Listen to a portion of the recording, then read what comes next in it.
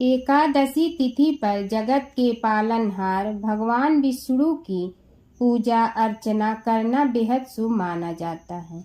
इस दिन विष्णु जी की विशेष विधि विधान से पूजा करने और उन्हें उनकी प्रिय चीजें अर्पित करने से साधक पर विष्णु जी की कृपा बनी रहती है। आज अजा एकादशी पर विष्णु को क्या चीजें अर्पित कर सकते हैं? भाद्रपद माह के कृष्ण पक्ष की एकादशी को अजा एकादशी के नाम से भी जाना जाता है। ऐसा कहा जाता है कि इस व्रत को करने से साधक को शुभ फलों की प्राप्ति होती है। साथ ही भगवान विष्णु की कृपा से सभी मनोकामनाएं भी पूर्ण होती हैं। किस प्रकार अगस्त में आने वाली अजा एकादशी पर प्रभु श्री हरि को प्रसन्न कर सकते हैं? भाद्रपद माह के कृष्ण पक्ष की एकादशी तिथि 29 अगस्त को मध्यरात्रि 1:19 पर शुरू हो रही है। वहीं इस तिथि का समापन 30 अगस्त को मध्यरात्रि 1:37 पर होने जा रहा है।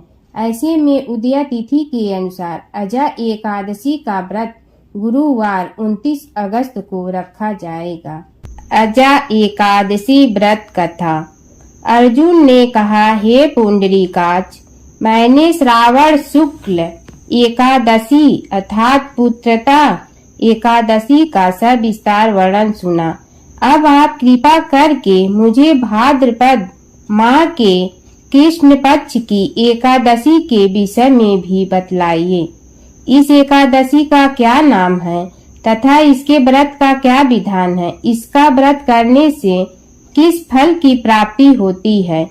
श्री कृष्ण ने कहा, हे कुंती पुत्र, भाद्रपद माह के कृष्ण पक्ष की एकादशी को अजा एकादशी कहते हैं।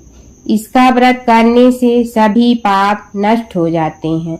इस लोक और परलोक में मदद करने वाली इस एकादशी व्रत के समान संसार में दूसरा कोई व्रत नहीं है। अजा एकादशी व्रत कथा।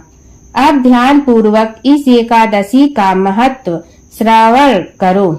पौराणिक काल में भगवान श्री राम के वंश में अयोध्या नगरी में एक चक्रवर्ती राजा हरिश्चंद्र नाम के एक राजा हुए थे। राजा अपनी सत्यनिष्ठा और ईमानदारी के लिए प्रसिद्ध थे। एक बार देवताओं ने इनकी परीक्षा लेने की योजना बनाई। राजा ने स्वप्न में देखा कि ऋषि विश्वामित्र को उन्होंने अपना राजपाट दान कर दिया है। सुबह विश्वामित्र वास्तव में उनके द्वार पर आकर कहने लगे, तुमने स्वप्न में मुझे अपना राज्य दान कर दिया। राजा ने सत्यनिष्ठ व्रत का पालन करते हुए संपूर्ण राज्य विश्वामित्र को सौंप दिया। दान के लिए दक्षिणा चुकाने हेतु राजा हरिश्चंद्र को पूर्व जन्म के कर्म फल के कारण पत्नी, बेटा एवं खुद को बेचना पड़ा। हरिश्चंद्र को एक डोम ने खरीद लिया जो शमशान भूमि में लोगों के दाह संस्कार का काम करवाता था। स्वयं वह एक चांडाल का दास बन गया। उसने उस चांडाल के यहाँ कफन लेने का काम किया, किंतु उसने इस आपत्ति के काम में भी सत्य का साथ नहीं छोड़ा। जब इसी प्रकार उसे कई वर्ष बीत गए तो उसे अपने इस नीच कर्म पर बड़ा दुख हुआ और वह इससे मुक्त होने का उपाय खोजने लगा। वह सदैव इसी चिंता में रहने लगा कि मैं क्या करूं, किस प्रकार इस नीच कर्म से मुक्ति पाऊं। एक बार की बात है, वह इसी चिंता में बैठा था कि गौतम ऋषि उसके पास पहुँचे।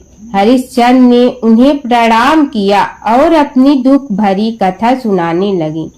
राजा हरिश्चंद्र की दुख भरी कहानी सुनकर महर्षि गौतम भी अत्यंत दुखी हुए और उन्होंने राजा से कहा, हे राजन, भादो माह के कृष्ण पक्ष की एकादशी का नाम अजा है।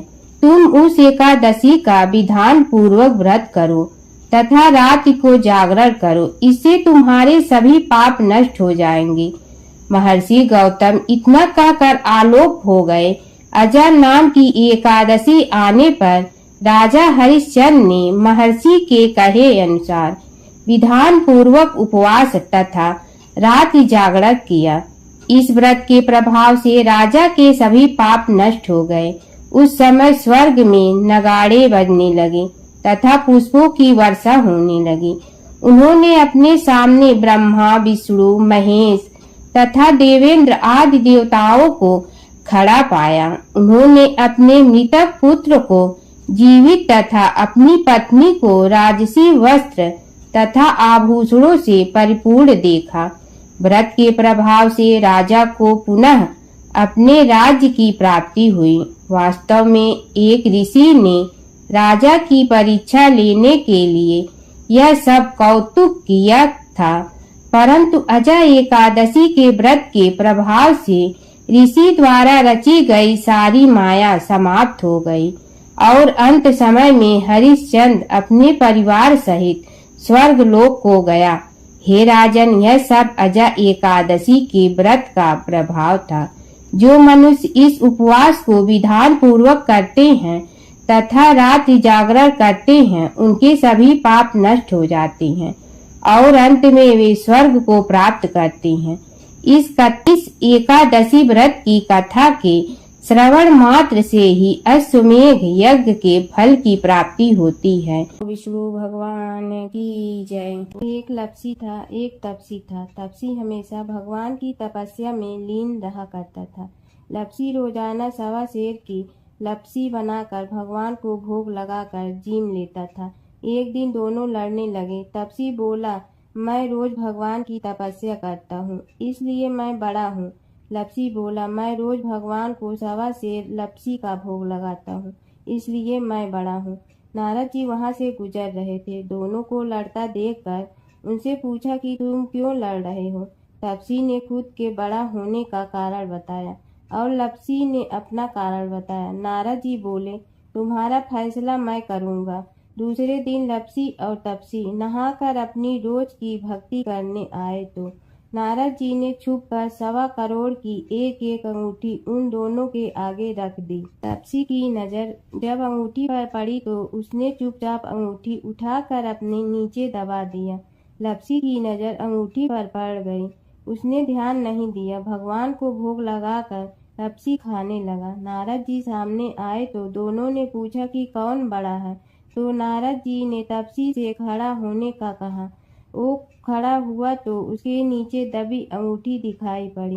नारद जी ने तपसी से कहा, तपस्या करने के बाद भी तुम्हारी चोरी करने की आदत नहीं गई है, इसलिए लपसी बड़ा है और तुम छोटे हो, फल भी नहीं मिलेगा। तपसी शर्मिंदा होकर माफी मांगने लगा। उसने नारद जी से पूछा, मुझे मेरी तपस्या का फल कैसे मिलेगा। नारद जी ने कहा, यदि कोई गाय और कुत्ते की रोटी नहीं बनाएगा तो फल तुझे मिलेगा। यदि कोई ब्राह्मण को भोजन करवा कर दक्षिणा नहीं देगा तो फल तुझे मिलेगा। यदि कोई साड़ी के साथ ब्लाउज नहीं देगा तो फल तुझे मिलेगा। यदि कोई दिए से दिया जलाएगा तो फल तुझे मिलेगा। यदि कोई सारी कहानी सुने लेकिन तुम्हारी कहानी नहीं सुने तो फल तुझे मिलेगा। उसी दिन से हर व्रत कथा कहानी के साथ लपसी तपसी की कहानी भी सुनी जाती है। ओम जय जगदीश हरे, स्वामी जय जगदीश हरे। भक्त जनों के संकट क्षण में दूर करे। ओम जय जगदीश हरे। जो ध्यावे फल पावे, दुख बिन से मन का। सुख संपत्ति घर आवे, कष्ट मिटे तन का। ओम जय जगदीश हरे। मात पिता तुम मेरे, शरण कहूँ किसकी। तुम विनय और न दूजा, आस करूँ जिसकी। ओम जय जगदीश हरे। तुम पूर्ण परमात्मा, तुम अंतर्यामी।